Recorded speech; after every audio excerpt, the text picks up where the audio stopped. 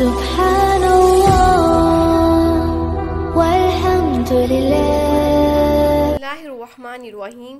شروع اللہ کے نام سے جو بڑا ہی مہربان اور نہایت رحم فرمانے والا ہے۔ ورسولاً اور کئی رسول قد تحقیق قصصناہم قصے بیان کیے ہیں ہم نے ان کے علیکا آپ پر، من قبل اس سے پہلے، تو اس سے پہلے ہم نے بہت سے رسولوں کے جو قصے ہیں آپ سے بیان کیے ہیں۔ ورسولاً اور کئی رسول لم نقصصہم نہیں بیان کیے ہم نے ان کے قصے علیکا آپ پر، اور کچھ رسول ایسے بھی ہیں جن کے ہم نے قصے آپ پر بیان نہیں کیے۔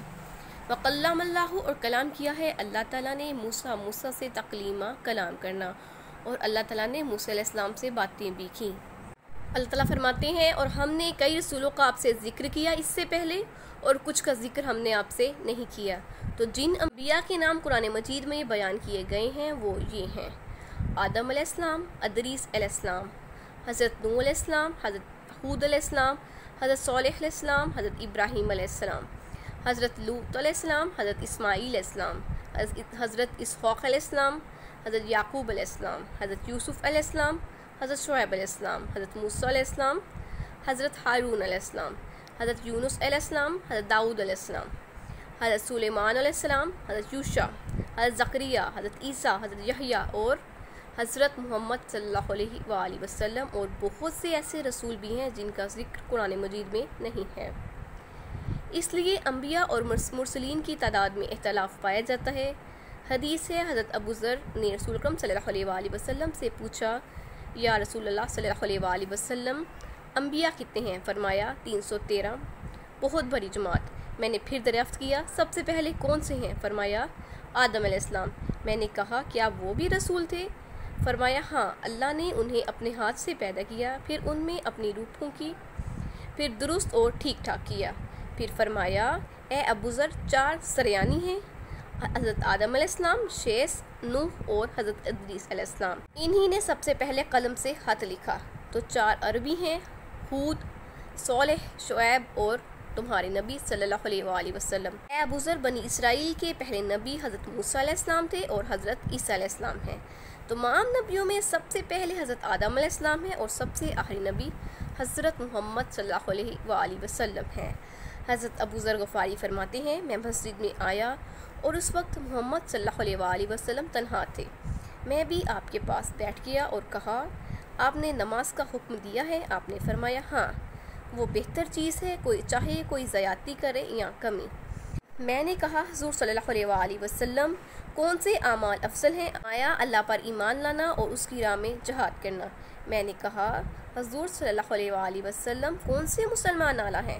فرمایا جس کی زبان اور ہاتھ سے مسلمان سلامت رہیں۔ میں نے پوچھا کون سی ہجرت افضل ہے؟ فرمایا برائیوں کو چھوڑ دینا۔ پوچھا کون سی نماز افضل ہے؟ فرمایا لمبی قنوت والی۔ میں نے کہا کون سا روزہ افضل ہے؟ فرمایا فرض کفایت والا، اور اللہ کے پاس بہت سا ثواب ہے۔ میں نے پوچھا کون سا جہاد افضل ہے؟ فرمایا جس کا گورا بھی کاٹ دیا جائے اور جس کا خون بھی بہا دیا جائے۔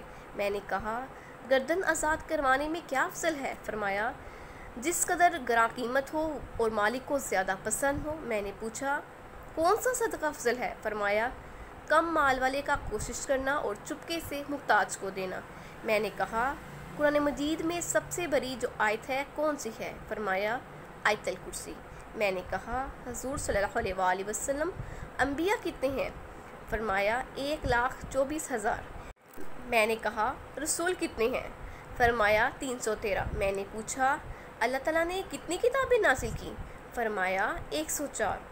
حضرت شیس علیہ السلام پر 50 صحیفے، حضرت ادریس پر 30 صحیفے، حضرت ابراہیم علیہ السلام پر 10 صحیفے، اور حضرت موسیٰ علیہ السلام پر تورات سے پہلے 10 صحیفے، اور تورات، زبور، انجیل اور قرآن مجید۔ میں نے کہا حضرت ابراہیم علیہ السلام کے صحیفوں میں کیا تھا؟ فرمایا مسلط کیے ہوئے مغرور بادشاہ کو اقتدار کا مطلب سمجھانا، کہ میں نے تمہیں دنیا میں مال جمع کرنے اور ملا کر رکھنے کے لیے نہیں بھیجا، اس لیے بھیجا کہ مظلوم کی پکار کو میرے سامنے سے ہٹا دے۔ اگر میرے پاس پہنچے گا تو میں رد نہ کروں گا، اگرچہ وہ مظلوم کافر ہی کیوں نہ ہو۔ اور اس میں نہ صاحب بھی تھے۔ ایک صاحب عقل کو چاہیے کہ وہ اپنے اوقات کے حصے کرے، ایک وقت اپنے نفس کا حساب کرے، ایک وقت اللہ تعالیٰ کی صفت پر غور کرے، ایک وقت اپنے کھانے پینے کی فکر کرے۔ میں نے کہا حضور صلی اللہ علیہ وآلہ وسلم میرے بارے میں نصیحت کیجیے۔ آپ صلی اللہ علیہ وآلہ وسلم نے فرمایا میں تجھے اللہ تعالیٰ سے ڈرتے رہنے کی وصیت کرتا ہوں، یہی تیرے اعمال کی روح ہے۔ میں نے کہا یا رسول اللہ صلی اللہ علیہ وآلہ وسلم کچھ اور بھی؟ آپ صلی اللہ علیہ وآلہ وسلم نے فرمایا تلاوت قرآن اور ذکر الہی میں مشغول رہ، وہ تیرے لیے آسمانوں میں ذکر کا اور زمین میں نور کے حصول کا باعث ہوگا۔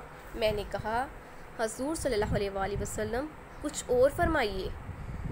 فرمایا زیادہ ہنسی سے بچو، وہ دل کو مردہ کر دیتی ہے اور چہرے کا نور ختم کر دیتی ہے۔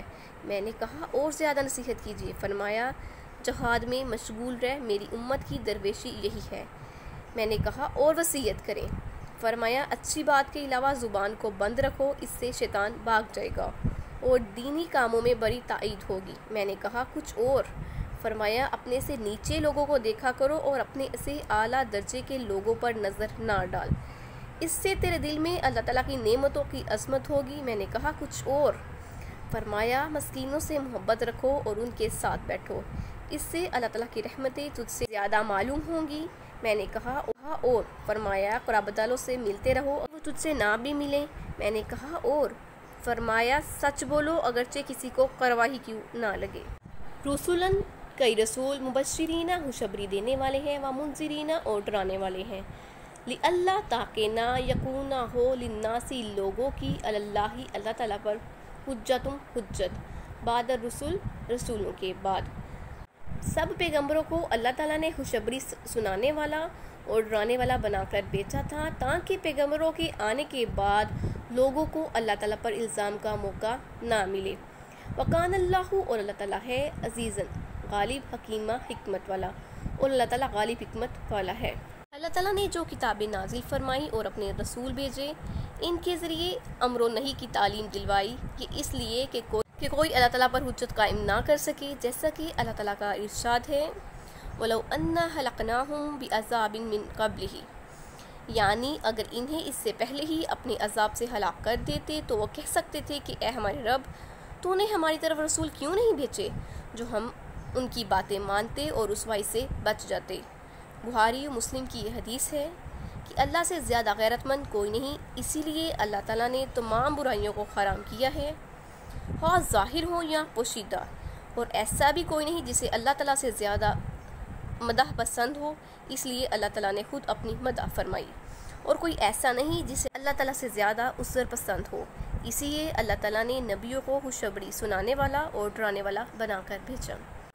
لیکن اللہ لیکن اللہ تعالیٰ یشہد گواہ ہے بما اس پر جو انزلہ نازل کیا گیا الیکا آپ کی طرف، لیکن اللہ تعالیٰ نے جو آپ پر کتاب نازل کی اللہ تعالیٰ اس کی گواہی خود دیتے ہیں۔ انزلہ نازل کیا ہے اس کو بعلم ہی اپنے علم سے، اللہ تعالیٰ نے اس کو اپنے علم سے نازل کیا۔ والملائکۃ اور فرشتے یشہدون گواہ ہیں، اور فرشتے بھی گواہ ہیں۔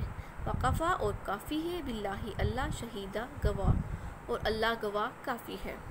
اللہ تعالیٰ فرماتے ہیں کچھ لوگ آپ کو جھٹلائیں گے، آپ کی مخالفت کریں گے، لیکن اللہ خود آپ کی رسالت کا گواہ ہے۔